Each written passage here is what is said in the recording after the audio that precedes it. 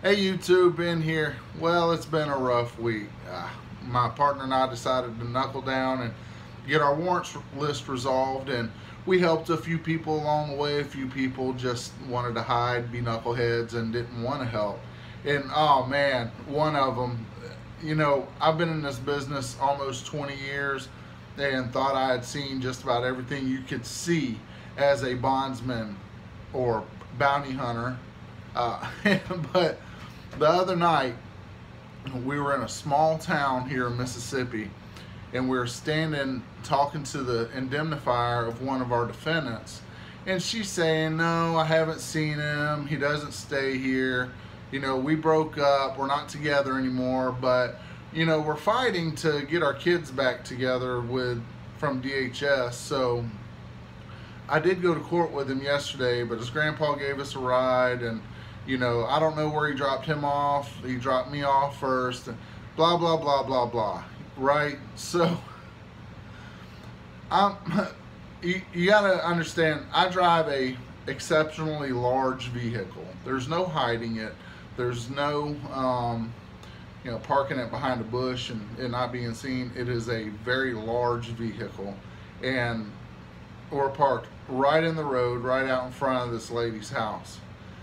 And I'm ready to leave. My partner, she's a talker, she keeps the conversation going, and that works because a lot of times she gets information that I probably would have missed, because once I determine that the place isn't a viable place, I'm ready to move on to the next place.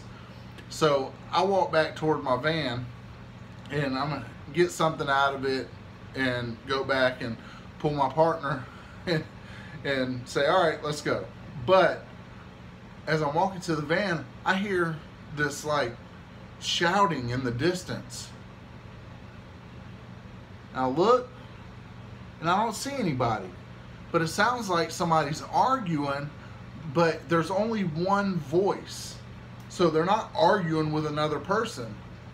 So about a minute goes by, and I can't tell what they're saying, and I start seeing this figure, this short, it looks like a short black male in the middle of the road, walking, kind of carrying something, flailing his arms, and shouting something.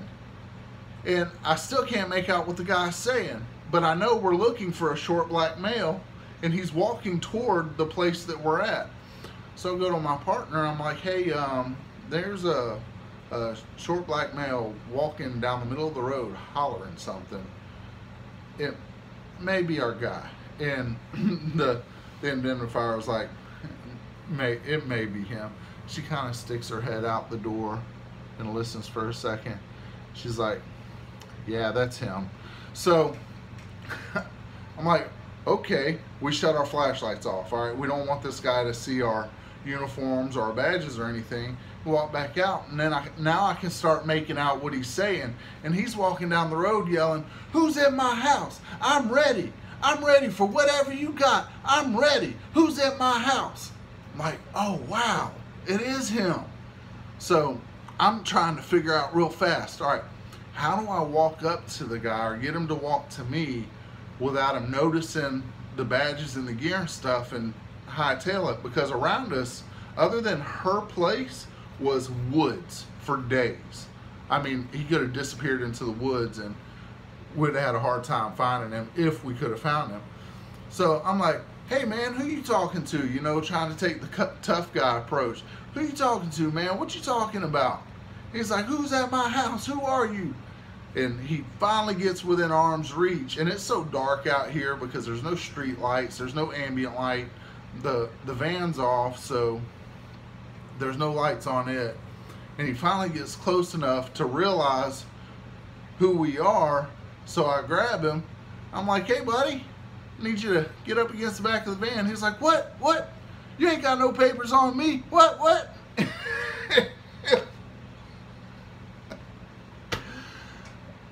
Look, almost 20 years of doing this, I have never had somebody that I was looking for literally run me down. So we put him in handcuffs, and we're like, oh, by the way, we're the bondsman from such and such, you know, from D'Iberville, and we've got a warrant for you. He's like, what? You got a warrant? You ain't got no... Oh. And finally he realizes, you know, gig's up, game's over. So pat him down, check his wallet, check everything, and he comes with us peacefully, and by the time we get to the jail, he's kind of, he doesn't say much. He slept most of the way to the jail. We were a good hour and a half away from where we were going. So it was, you know, telling the story, it just doesn't seem as funny, but just being there, after we left the jail, we were rolling laughing. I mean, we were trying to keep our composure during the situation, stay professional, but after the situation, just rolling laughing. I have never, it just dumbfounds me. This guy, he knows he missed court. He probably doesn't know we're looking for him yet, because this was literally the first stop we made looking for this guy. So word hadn't got back to him that we're looking for him. But you got to understand, the town we're in has nothing. And especially after 10 o'clock at night, there's not even a gas station open. He comes walking up, he has a store bag, like a grocery bag, with a cell phone in it still in the box, with the prepaid card in the bag, and he's got a cell phone in his pocket and a cell phone in his hand. I'm like, where did you go at 2 o'clock in the morning to buy a cell phone here? There's nothing open. There's nothing here.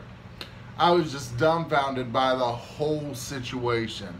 It was crazy. Anyway, I thought that would be an interesting story to tell, to share with you guys. It was one of the little fun parts of this week. We wound up wrapping up probably a dozen of our warrants. Our warrants list had gotten a little steep, a little steeper than we normally like it to get.